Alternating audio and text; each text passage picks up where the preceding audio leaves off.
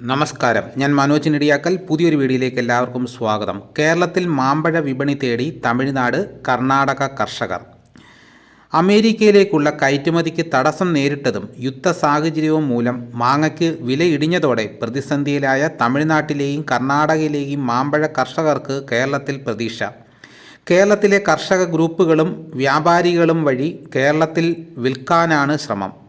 കിലോയ്ക്ക് 10 രൂപ പോലും ലഭിക്കാനാകാത്ത സാഹചര്യമുണ്ടായതോടെ തമിഴ്നാട്ടിലും കർണാടകയിലും ആന്ധ്രാപ്രദേശിലും കർഷകർ പ്രതിസന്ധിയിലാണ്. മുംബൈയിൽ നിന്നും അമേരിക്കയിലേക്ക് കയറ്റി അയച്ച 15 കപ്പൽ മാമ്പഴം നടപടിക്രമങ്ങളിലെ വീഴ്ച ചൂണ്ടിക്കാണിച്ചാണ് തിരിച്ചയച്ചത്.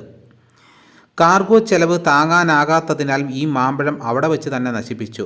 4.3 കോടി രൂപയുടെ നഷ്ടമാണ് ഇതുവഴി ഉണ്ടായത്. ഈ വിഷയത്തിൽ പരിഹാരം ഉണ്ടാകാത്തതിനാൽ അമേരിക്കയിലേക്കുള്ള കയറ്റുമതിക്ക് കർഷകർ മടിച്ചു നിൽക്കുകയാണ്. റഷ്യ യുക്രൈൻ യുദ്ധവും ഇറാൻ ഇസ്രായേൽ സംഘർഷവുമടക്കം കാര്യങ്ങളും വില കുറയാൻ കാരണമായിട്ടുണ്ട്. സാഹചര്യം മുതലെടുത്ത് പൾപ്പ് നിർമ്മിക്കുന്ന കമ്പനികളും വില ഇടിച്ചു. ഈ സാഹചര്യത്തിലാണ് കയറ്റുമതി നിലവാരമുള്ള മാമ്പഴം കേരളത്തിലേക്ക് കൂടുതലായി എത്തിക്കാനുള്ള ശ്രമം നടക്കുന്നത്. വിവിധ കാർഷിക കൂട്ടായ്മകളെ അടക്കം ഉൾക്കൊള്ളിച്ചാണ് വിപണി കണ്ടെത്താൻ ശ്രമം നടക്കുന്നത്.